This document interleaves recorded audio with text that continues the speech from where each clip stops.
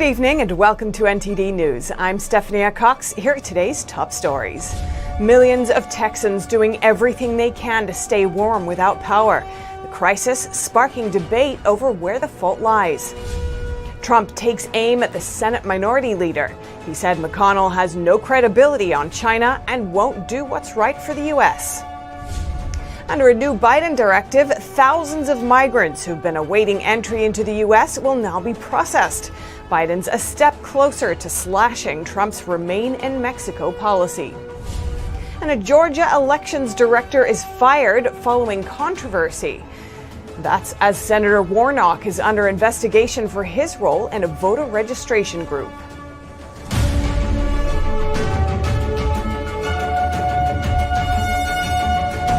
Millions of Texans still out of power since the record-breaking winter storm started.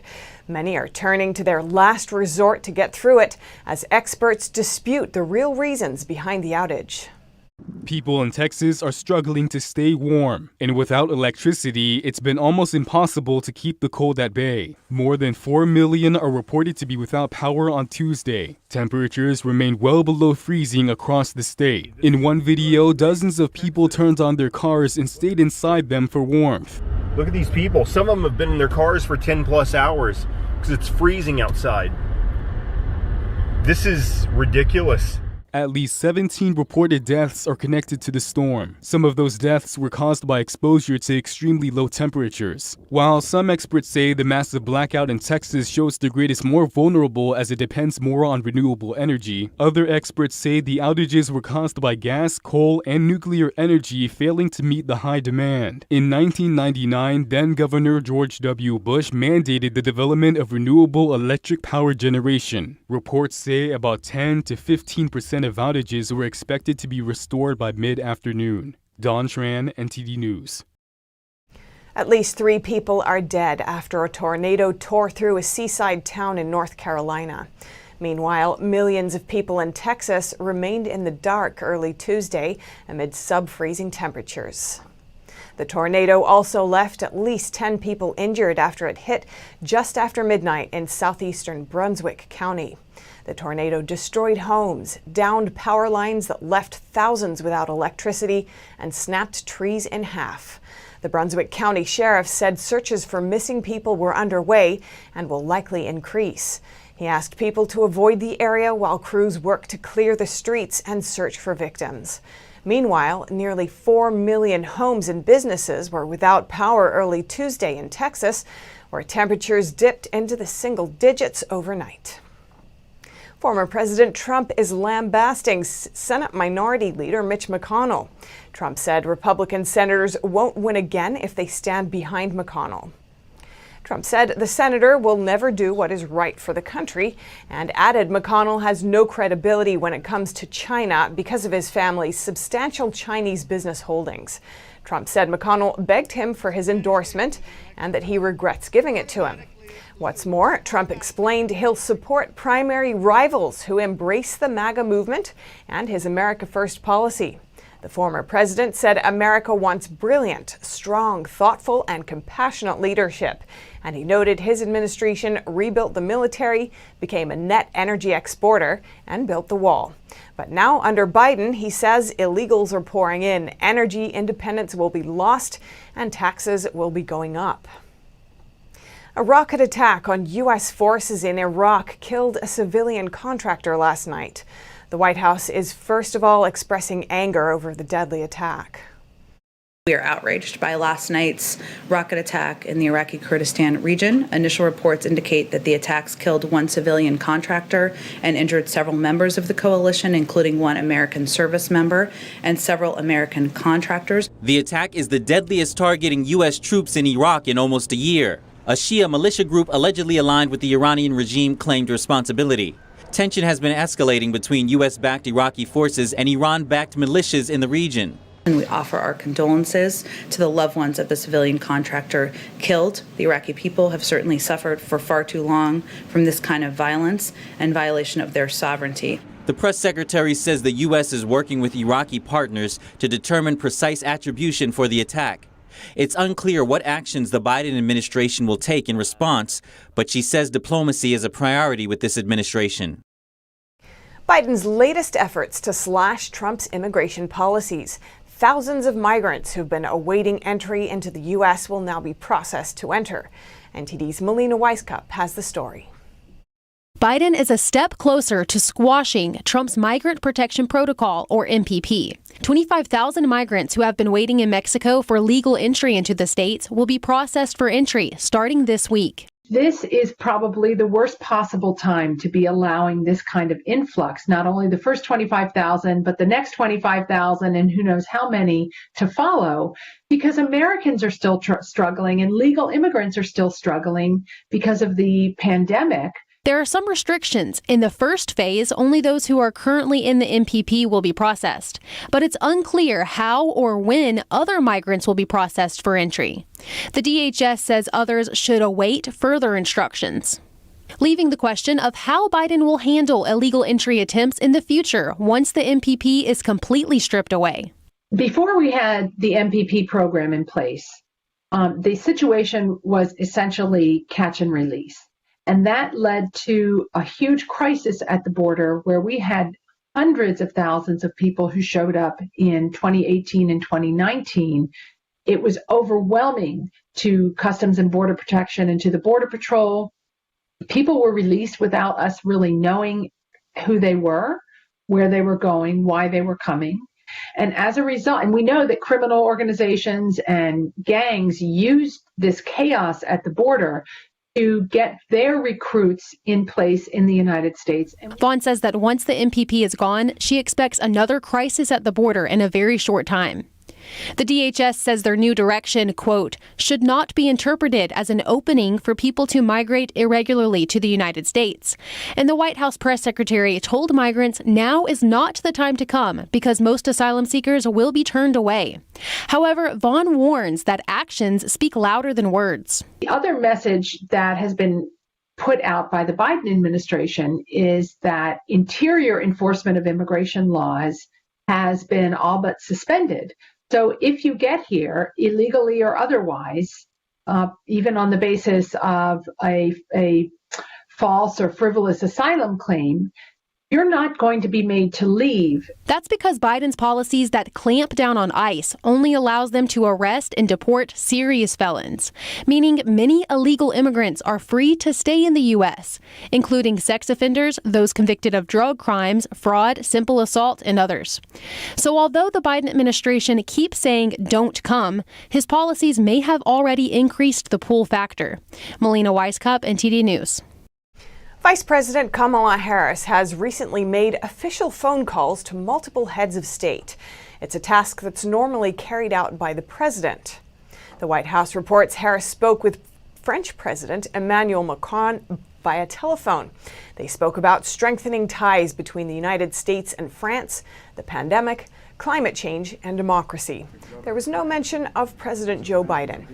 Harris also called Canadian Prime Minister Justin Trudeau earlier this month.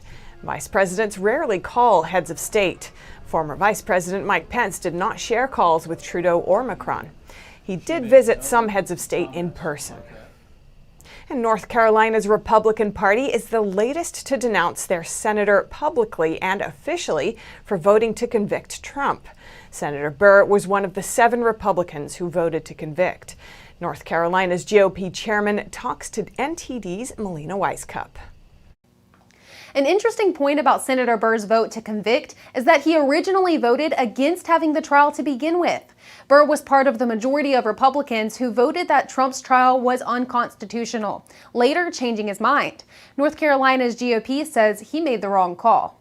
We believe that the process was unconstitutional. What we saw from the House managers was a very partisan and divisive attempt to go after the former president. The president, and I've watched that footage and we did not see the president say, go attack. Whatley and other members of the party said they were shocked by Burr's vote and disappointed. Some suggested that Burr should be called out for disloyalty or that the state GOP should do more. But Whatley says the senator has been a loyal conservative and shouldn't face any further backlash. I think that we have no interest in the senator resigning or leaving the party or anything along those lines. It is merely a fact that we do disapprove of that particular vote, and we have put that resolution out there, and we'll let it sit. Senator Burr is retiring at the end of this term, and some have suggested that Laura Trump would take that spot easily. I think she would have widespread support across the state. I think she would generate a whole lot of interest in it.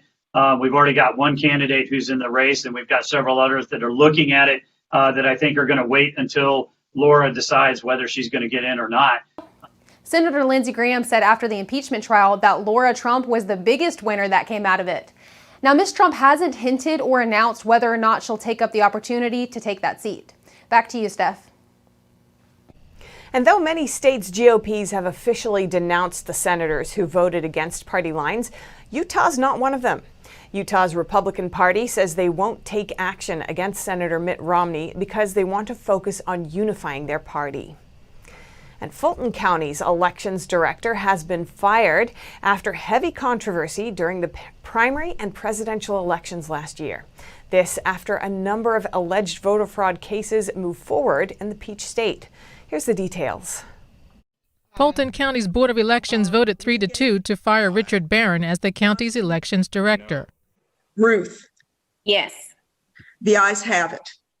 Fulton County's State Farm Arena became the center of controversy during the 2020 presidential election, and Barron often bore the brunt of it. So far, we've scanned 113,130 ballots. We've adjudicated over 106,000. Droves of witnesses came forward with allegations of election fraud, mistreatment of Republican poll workers, and mishandling of ballots. Election authorities acknowledged there were errors, mishandlings, and violations of protocol in the county. Persistent chain of custody issues, ballots that were being delivered to State Farm Arena in unsecured mail carts, which the monitor noted was very concerning.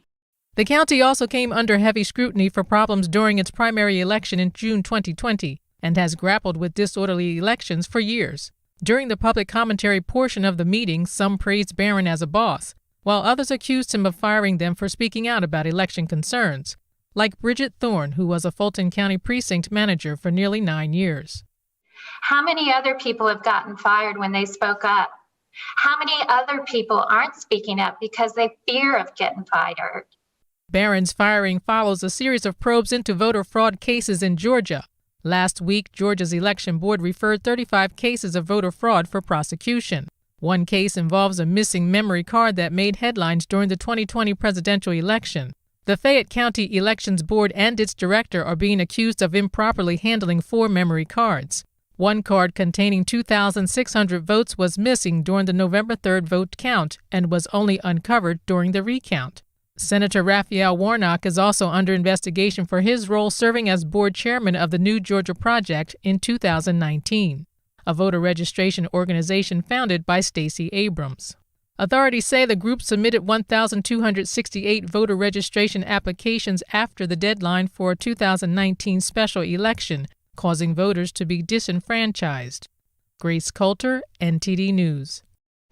The co-founder of the Lincoln Project has been embroiled in a series of sexual assault allegations from young men and even boys. But the Political Action Committee says it will continue producing content. NTD's Christina Kim has the latest updates on the story. A second minor has come forward to accuse Lincoln Project co-founder John Weaver of sexual harassment. Author Ryan Gordusky broke the news on the Ingram Angle on Fox News Monday. The Lincoln Project is dedicated to defeating Trump and his supporters in the U.S. More than 20 men came forward in January, alleging Weaver offered them professional support in exchange for sex. The New York Times reported that for years, he sent unsolicited and sexually provocative messages to these men online. Weaver also allegedly contacted a boy as young as 14 years old, and when he turned 18, Weaver started sending him sexual messages. He took a medical leave from the group in August and never returned. Several co-founders like Steve Schmidt and Jennifer Horn resigned from the fallout, and the Lincoln Project said Weaver betrayed them all. But the Associated Press reports Lincoln Project leaders knew of at least 10 specific cases against Weaver since June 2020. And the 19th, a nonprofit nonpartisan news group, reports that some of the founders knew about the allegations against John Weaver as early as March. And the group's finances are under heat as well. The AP says they raised $90 million, of which more than $50 million went to firms controlled by Lincoln Project leaders. The donation button on their page is now disabled. Wikipedia began classifying the Lincoln Project page as semi-protected, meaning the page can't be edited by most users. They claim this is to stop disruption or vandalism on the page. The group hired a law firm to investigate allegations against Weaver and the company culture. Despite the scandal, the Lincoln Project is operating at full capacity and will continue producing and distributing content. Christina Kim, NTD News. An LA brewery is accusing a health inspector of dancing after ordering them to close.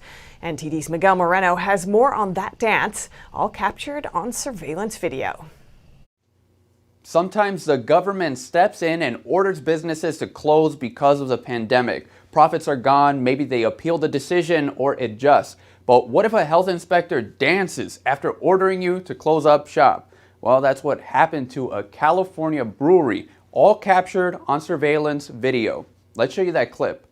The woman you see there is the alleged LA health inspector inside Brewery on Super Bowl Sunday.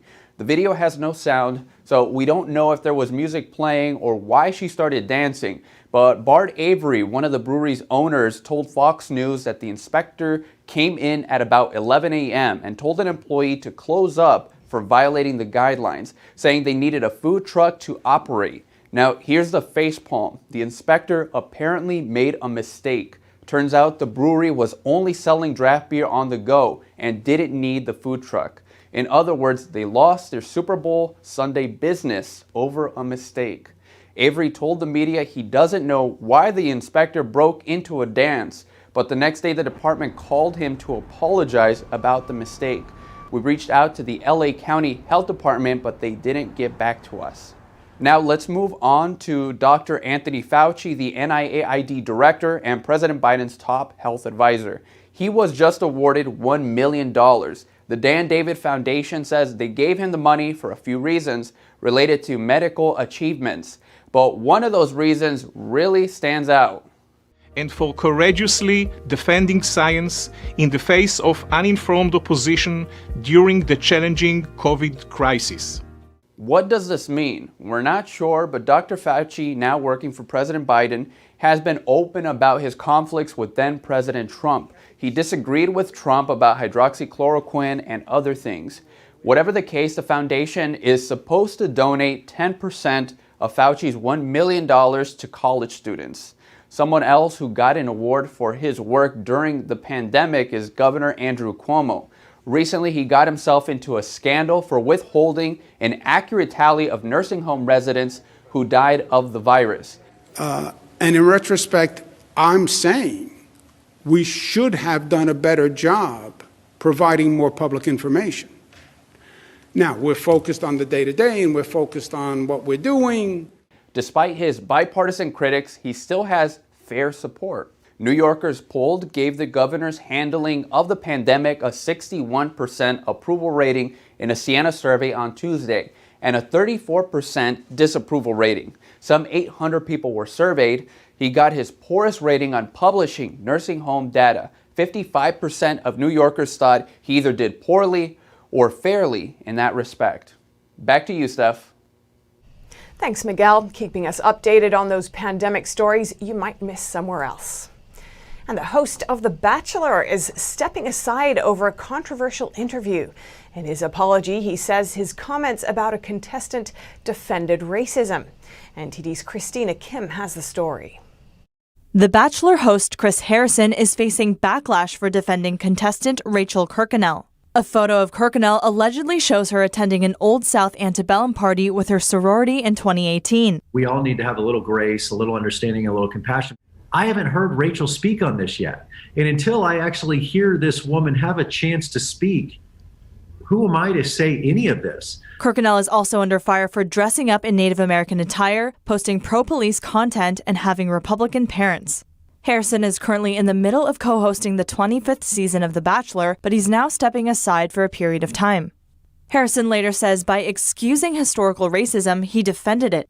He adds it was unacceptable to have used the term woke police and promises commitment to anti-racism. Kirkconnell also apologized last week.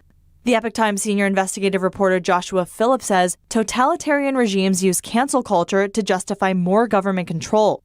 This is one of the most common traits of totalitarian regimes, and people supporting these totalitarian regimes, I think, blindly get pulled into this because they're convinced of this warped form of justice. He explains why communist regimes harness hatred to push their agendas. It was the idea that conflict leads forward. And by creating conflict, by sharpening antagonisms, by turning people against each other, by making people hate each other. In fact, some people around Marx even said this. They said we need to awaken the devil in people. Phillips says the standards for canceling people aren't even-handed, especially since what the term controversial means often changes over time. In other words, this is used by the big media, big tech, and big government to target people they don't like, typically. And people they do like, even if they're guilty of the exact same thing, oftentimes get free passes for it. It is selectively done based on political interest. Philip highlights that people don't see the hypocrisy because most media choose not to show it. And though the current social struggle is based on race and gender, it has the same tactics as communist class struggle. It pits people against each other and ultimately overturns all social institutions, he says. Christina Kim, NTD News. 2 former Bachelor stars say stepping aside isn't enough. They want Harrison fired. Others say he needs sensitivity training before coming back. And the women on the current season of The Bachelor made a statement saying they're disappointed and want change. And coming up, strong winds triggering several transformer explosions in New Jersey, leaving thousands without power.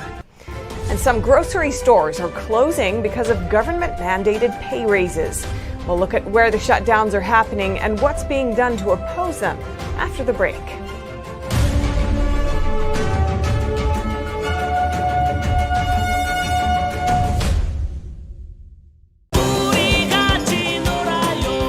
유치원 폐쇄 명령서입니다. 전 폐쇄 명령 받아들일 수 없습니다. 유치원 폐쇄 명령이라.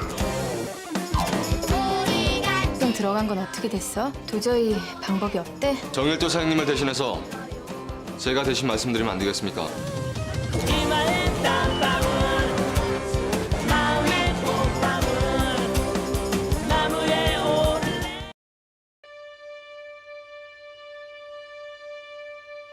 You know nothing about China.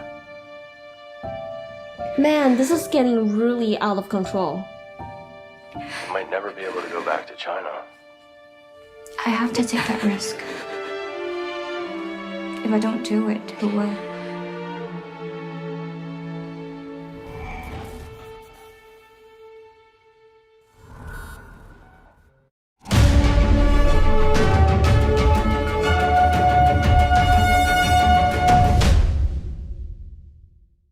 The power is restored after an explosion caused electrical emergencies and power outages in New Jersey.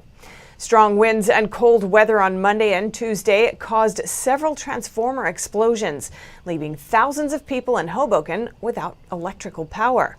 One witness says he heard the explosion from his bedroom. He says the light was so bright he couldn't look at it directly. Local reports say the main explosion occurred on Monday night around 7:30. That was followed by other minor explosions Tuesday morning. And grocery stores are fighting back in Seattle. The government told them to increase pay by $4 an hour, but they say no way, no how. NTD's Emerald Chung has the latest. The Seattle City Council approved legislation last week that forced grocery stores to provide hazard pay to all employees. The council made this decision, citing risk to grocery store workers being exposed to the CCP virus, also known as COVID-19. However, some representatives of the grocery industry are pushing back with legal action. There's no way we can pay this and keep business running as it is right now. So what that means will differ among every store. You know, some may have to change the hours the stores are open. Some may have to change their pricing. And, it just all depends on that store.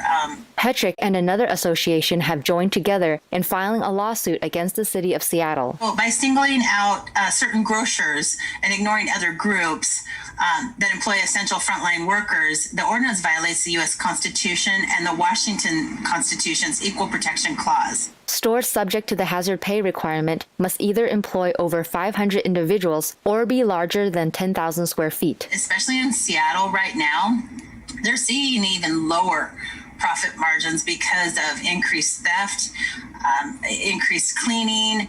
All of the things they're doing to protect their workers and their customers have all come at a large price. Hetrick said the local government made their decision based on data about national grocers that have large profits. We're actually doing a better job of being safe and protecting employees and customers than other industries, and we're being treated differently than the other industries. Hetrick warned that the laws could lead to what she called a food desert. Our big concern is having more food deserts, which means we have more stores close and we don't have any grocery in that area.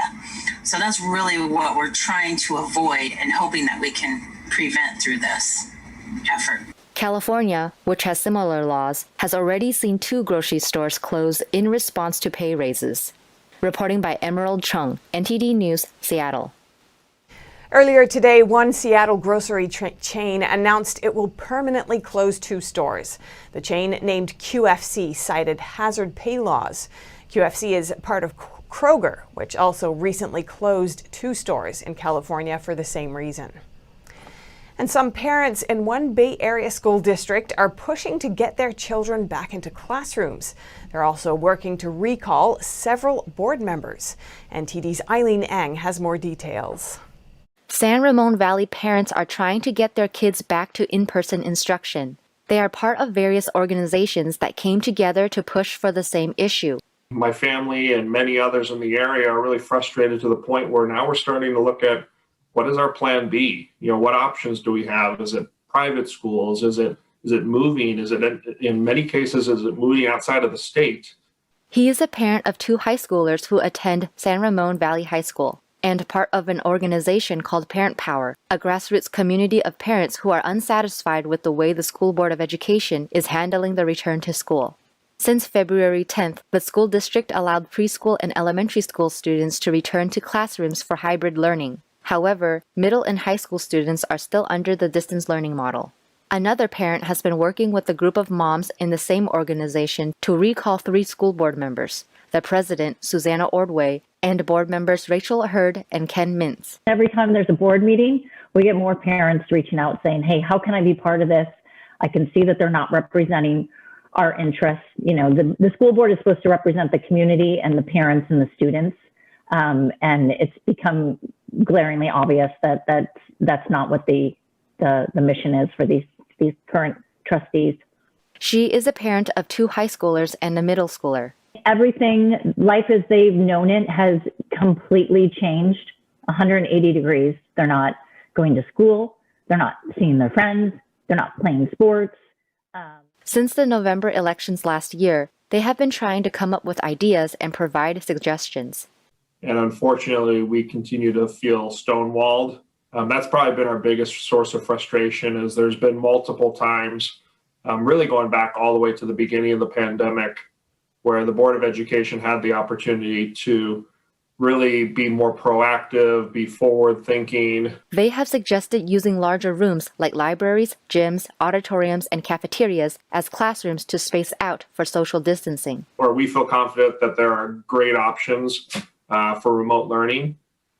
But for a good majority of the rest of the school district and the community, we want to have that opportunity and choice to go back to school. On February 11th, the CDC announced a roadmap to reopen schools, citing that there is strong evidence it can be done safely. Eileen Eng, NTD News, California.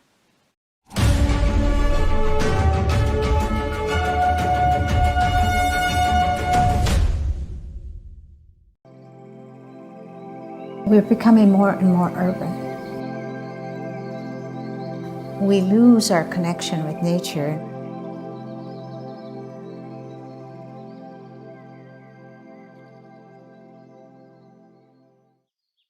This little girl lives in a world of natural beauty, nature all around her. Not everybody has this opportunity. Things are growing all around her, all sort of handmade things. The artist has portrayed a scene that is so comforting and so grounded that we can experience this ourselves. The artist himself has to be absolutely natural. And it's not easy to do because children are hard to paint. Birds are hard to paint. They don't sit still. This is quite an accomplishment, reflecting nature back to us.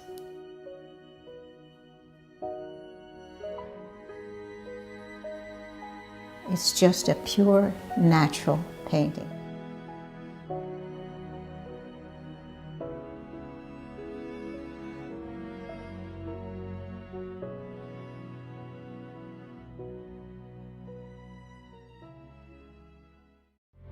Trends may be fleeting, but values are timeless.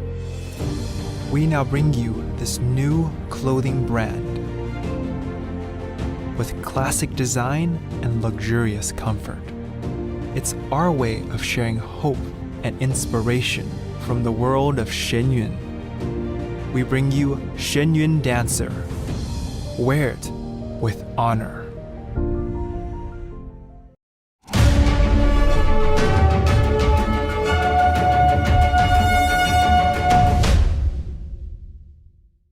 A World Health Organization expert gives unexpected new updates after visiting Wuhan, China to probe the origins of the pandemic.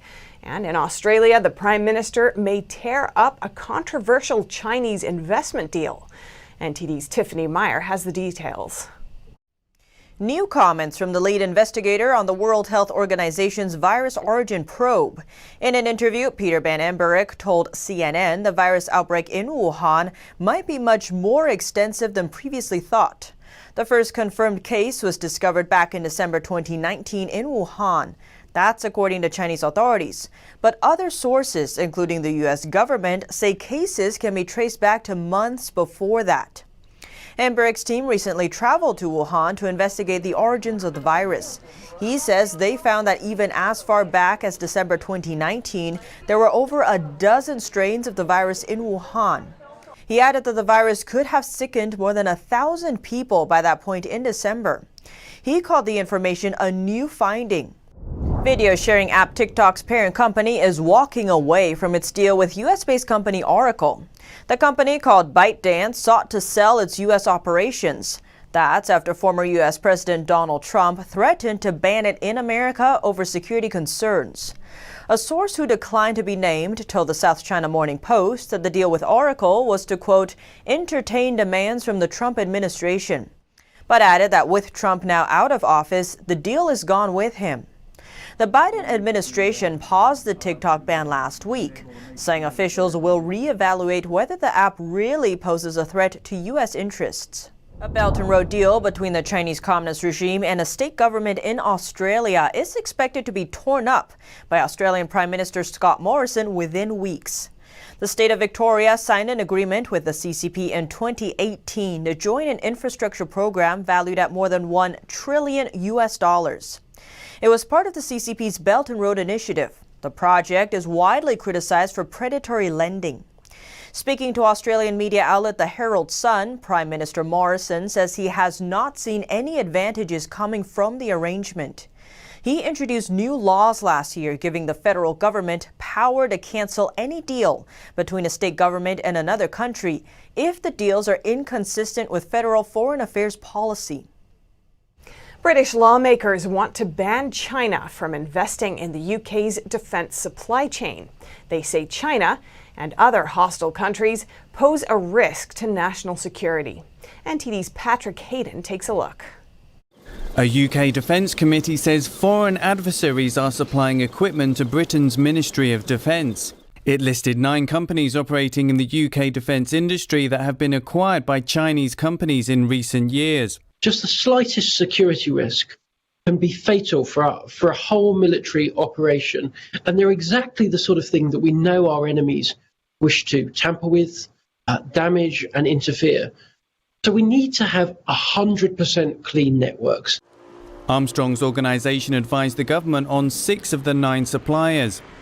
What the committee very troublingly found is that China, which we know under the leadership of the Chinese Communist Party, sees the UK as an existential threat and foe, is getting very involved in far too many of our companies that make the most sensitive parts, components that go directly into military appliances and equipment. He says the UK government needs to act swiftly to minimise the security risk. Right off the bat, the UK needs to have a complete review of all investment in any role, in any capacity that connected to national security. We know the National Security and Investment Bill is going through Parliament right now. An important bill. It will allow the government to go back and review and strip out dangerous investment from not just China, but the likes of Russia and Iran as well. He says malicious product elements can hide in hardware and be used by adversaries, including in fighter jets and engine parts for helicopters. How much more of a problem would it be if we're talking about a crucial component in an F-35 jet and we saw a British stealth fighter literally fall out of the sky because of an investment security problem we didn't catch now? That's why all of this is very important, and that's why I think the committee's work here is so welcome. Armstrong says even if a company poses only a slight risk to the UK's national security, it should no longer be used. Patrick Hayden, NTD News, London. One French general says China's involvement in the South China Sea isn't just about controlling resources. It could also be about positioning its submarines close enough to strike the United States. NTD's David Vives has the story. The French Senate says China intends to develop a second strike force in the South China Sea. It would have 4 to 5 ballistic missile submarines named Jin, each equipped with 12 nuclear sea-ground missiles. France recently sent 2 ships to patrol the area, including an attack submarine, to claim legitimacy of international sea rules and prove that it can help U.S. and Australian allies if needed. We talked to French General Daniel Schaeffer. He operated in the West China Sea for many years. This is a deterrent force. The ballistic missile submarines are not programmed for direct attack, but as a way to respond in case the U.S. or any other country attacks China with nuclear weapons. But he says China faces a major issue for this retaliatory force. Submarines could barely reach Hawaii with 2 ballistic missiles if they wanted to fire them from West China Sea.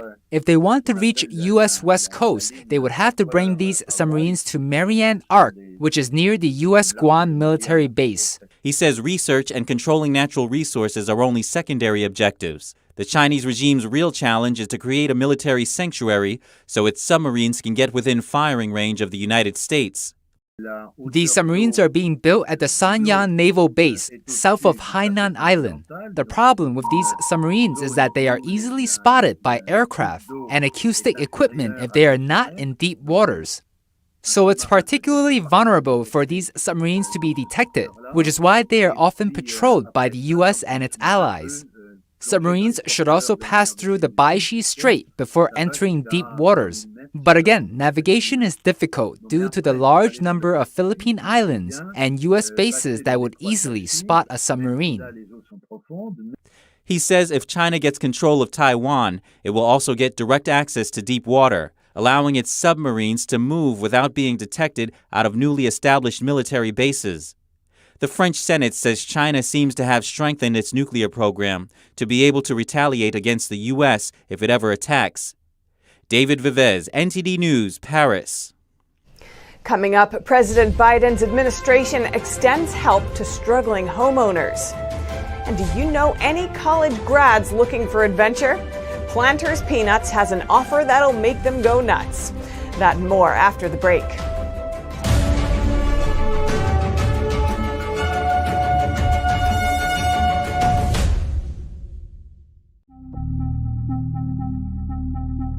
Why are millions of Americans moving their money into gold and silver?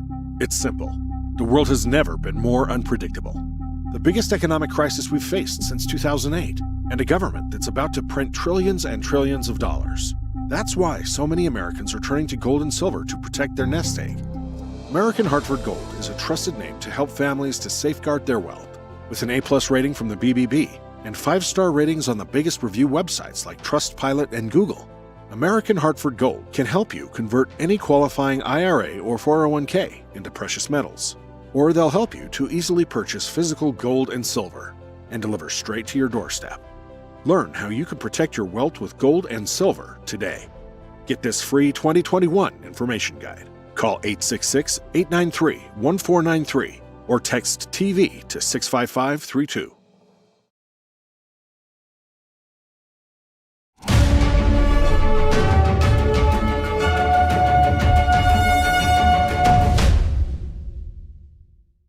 If you're struggling to repay your mortgage, you'll be happy to hear the Biden administration is trying to help. You now have until July to pause your repayments, and banks also can't foreclose on your home before then, but only if you have a federally backed loan. NTD's Tom Ojimek has the details. President Joe Biden has extended the mortgage relief and foreclosure ban programs through the end of June 2021. The move is meant to help distressed homeowners hang on to their homes during the pandemic. The White House said the pandemic triggered a housing affordability crisis. A recent study found that over 10 million homeowners are behind on their mortgage payments. The move expands the enrollment window for borrowers who want to request mortgage forbearance, which is a pause or reduction in mortgage payments. People who want to request mortgage forbearance can now do so through the end of June. Biden's action also provides an additional 6 months of mortgage payment forbearance to the nearly 3 million homeowners who entered the program before June of last year. In total, the actions will cover 70% of existing single-family home mortgages. The move does not address the plight of renters, though. The current ban on tenant evictions is due to run out on March 31st. Tom Ozimek, NTD News. You'll know that people fled New York City when the pandemic hit, but it looks like some might be coming back. Manhattan and Brooklyn are on a hot streak, with one analyst saying rentals are up for the 4th month in a row. NTD's Patrick Hayden takes a look. There are some signs of hope for New York City's real estate market. Lease signings in Manhattan and Brooklyn are seeing the highest surge since the 2008 market crash. For the last 4 months in Manhattan, the number of new lease signings has set the records for their respective months since the financial crisis. Big driver of that has been that rental prices have come down sharply. Manhattan in the order of between 20 and 25%.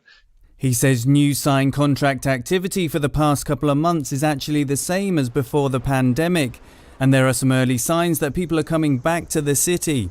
Miller says the wealthy were quick to move out of Manhattan when the pandemic hit, but slow to return. One of the reasons that Manhattan has been the laggard across the entire New York City metro area is because of its wealth and mobility, that residents, when the pandemic hit, a large portion of them moved out and therefore have been slow to return. And that has been to the market's detriment. So now that people are moving back, will we see rents increasing? He doesn't think so. So the short answer to that is no, because all the other metrics related to the rental market that we track show pretty severe weakness. For example, we have near record vacancy. We also have nearly the highest amount of listing inventory available. We also have a record amount of concessions being given by landlords. Miller says it's like musical chairs. People are looking around for better deals for their money and better locations. Patrick Hayden, NTD News. It's a job to go nuts for, and it comes with a company car unlike any other.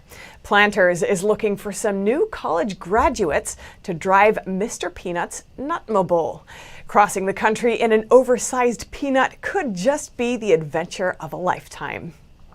Planter's new crew of peanutters will drive Mr. Peanut around and help with events and media interviews from coast to coast. It's also the once-in-a-lifetime chance to see the world through the windshield of a giant peanut.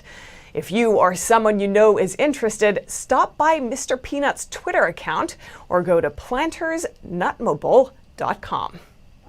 And coming up, one of the world's most active volcanoes erupts for a second time this month, sending hot lava and ashes into the air. And the European Space Agency calls on aspiring astronauts to apply for their dream job. It's the agency's first recruitment drive in over a decade. That and more after the break.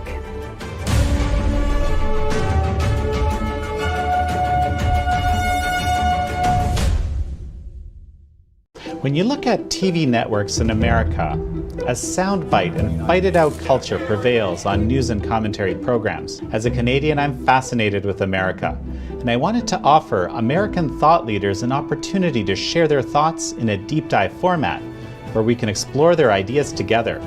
And so American Thought Leaders was born. The world's most brilliant thinkers believed that open discourse was the key to greatness. However, all around the world, we see that discourse is being stifled and political agendas have subverted media. The Epoch Times launched its Global Thought Leaders program to bring back this great tradition of free thought. As the host of American Thought Leaders, every week I interview some of the most intriguing minds on the most pressing issues of our time.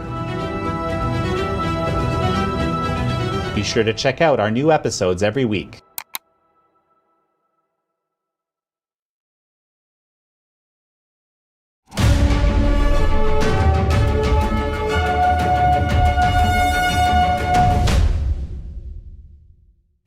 Europe's highest active volcano, Mount Etna, erupts for the second time this month. It sent smoke and ashes billowing over the Mediterranean island of Sicily Tuesday. Cell phone videos show red glowing lava streaming down the side of the mountain. The Italian National Institute of Geophysics and Volcanology says the eruption started late Tuesday afternoon and continued into the evening. AFP reports the Italian authorities saying the activity is no cause for concern, but they did shut down the nearby international airport just in case, and they're monitoring the 3 villages at the foot of the volcano. There are no reports of damages so far. Aspiring astronauts are being invited to apply for a job that's out of this world. The European Space Agency just launched its latest recruitment drive. Adam Reed reports. The sky isn't the limit for aspiring astronauts after the European Space Agency announced its latest recruitment drive. For the first time in over a decade, the ESA is calling for applicants for its next generation of astronauts. It's strongly encouraging women to apply and is looking at how it might add people with disabilities to its roster to boost diversity among crews. Those interested have a 2-month window from late March to late May to apply. To be qualified, applicants should have a master's degree in the sciences or mathematics field. ESA Chief Jan Warner.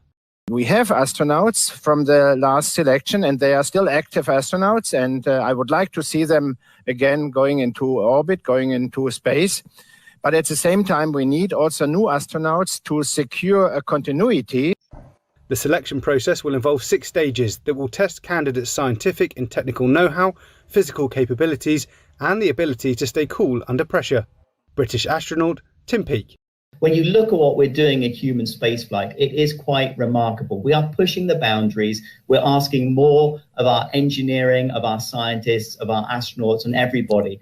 And so to be part of this international team that can actually make a real difference is a huge privilege, a real privilege. The agency's last recruitment drive in 2008 drew 8,000 applicants, of which 10 reached the final selection. This time around, the ESA is looking to add up to 26 permanent and reserve astronauts. The London Zoo is one of the world's oldest zoos and animal research centres, but it's also losing around $1.4 million a month while closed to the public. Staff say they're worried about its chances of survival. London Zoo is normally one of the biggest tourist attractions in the UK's capital. It's one of the world's oldest zoos and research centres. It has thousands of animals, Charles Darwin has even walked its grounds. But by remaining closed, it's losing around £1 million or $1.4 million a month, and its very existence may now be in peril. Zookeepers, including team leader Kate Sanders, say they're becoming increasingly anxious. I'm concerned that the zoo might not survive. You know, like, we are losing so much money. So just feed these animals, it costs nearly £1 million a month. And without any visitors coming in, we're not getting any revenue, or very little. You know, some people are being very generous and we're getting lots of donations and things like that, but it's not the same as having actual visitors here to support the zoo. And I'm worried. Lockdowns meant the zoo was closed for 18 weeks in 2020, wiping out ticket sales. The current enforced closure will blow a $2.5 million hole in its budget, on top of the $20.8 million lost last year. Catherine England is its Chief Operating Officer. We can't furlough animals, and you can't furlough all of the staff that look after the animals either. So really, in terms of what we can take advantage of, there is very little. The number of staff we can actually furlough and not have working is only a handful. So it costs us a lot of money, but at the same time, you know, we're willing to do that. We have to do that for the sake of the animals that come first. So for now, the monkeys' pranks continue to go unobserved. Penguins remain friendless, and the future remains uncertain. Coming up, a sculptor in Russia uses an interesting medium. The artist building models of vehicles and famous architecture out of pasta. Stay tuned to find out more.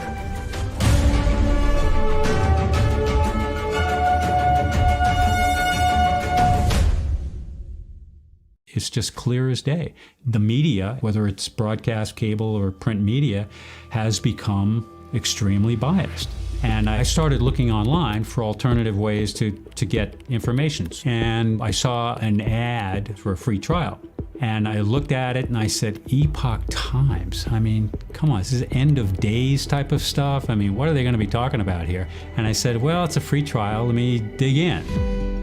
Is it giving me both sides? Is it giving me an objective point of view here? I have looked for opportunities to see where they might be biased, and I don't find it. It has given me a level of trust in media that I didn't think I'd ever get back. I love the Epoch Times because it has renewed my faith in the idea that a reliable, responsible, non-biased source of information is available. And I can say that I love it because of that.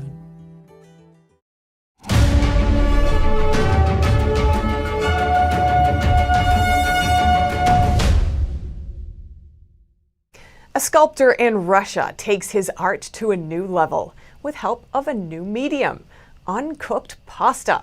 His latest works include models of vehicles, animals, and even a recreation of Leonardo da Vinci's The Last Supper. Sergei Pakhomov is an entrepreneur from Perm. He runs his own advertising business, but for more than 15 years, he's been creating unique art on the side. His pasta model hobby started as an offshoot from his day job. As a result of a little brain work, I came up with the idea to make some vehicle models out of their products. Cars, trucks, planes, helicopters. Everybody liked the idea and were about to prove it, but the owners closed down the factory. In the beginning, his passion was vehicles. He constructed movable parts so doors would open and wheels would turn. Pakhomov became so famous that a publisher approached him with a suggestion to write a book. It explains how to make specific pasta models in detail, but Pakhomov says ideas are most important. It all starts with the idea, as everywhere. Sometimes I can think of an idea for several days, maybe even weeks before something comes to mind. But there's no time for that. Then all of a sudden a thought comes, oh, I can do it like this. Once he's found inspiration, the pasta master creates a drawing for each model. Then he selects the type and shapes of the pasta he'll use. This Leaning Tower of Pisa replica has floors made of lasagna sheets and is nearly 3 feet tall. Making something simple can take just an hour or two in the evening. All that's needed is pasta, glue, and tools to cut away unnecessary parts. The pasta enthusiast has made about 200 figurines and models since he took up the craft in 2006. While some may shy away from carbs, he certainly doesn't mind them. Scientists have made a surprising discovery in one of the harshest environments on Earth: life. They found stationary animals like sponges deep under ice shelves in the Antarctic. Researchers drilled down 900 yards where temperatures stay below freezing and there's no sunlight. It's been known that mobile animals like fish, worms, and jellyfish occasionally visit these areas, but this is the first time we've found a permanent colony of life there. Questions like how they got there, what they're eating, and how long they've been there are yet to be answered. Floating ice shelves are considered the greatest unexplored habitat in the Southern Ocean. And that's all for today's news. Thanks for tuning in. I'm Stephanie Cox.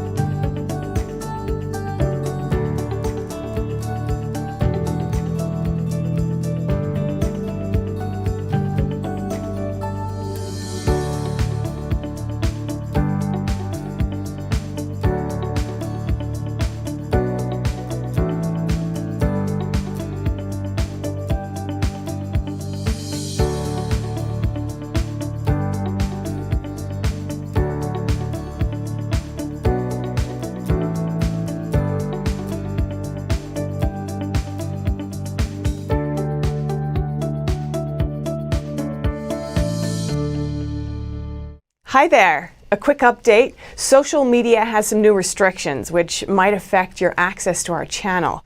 If you want to stay tuned, make sure you visit us directly at ntd.com. We'll also have a newsletter coming out soon and you can sign up for that now, so stay in touch. Thanks for watching.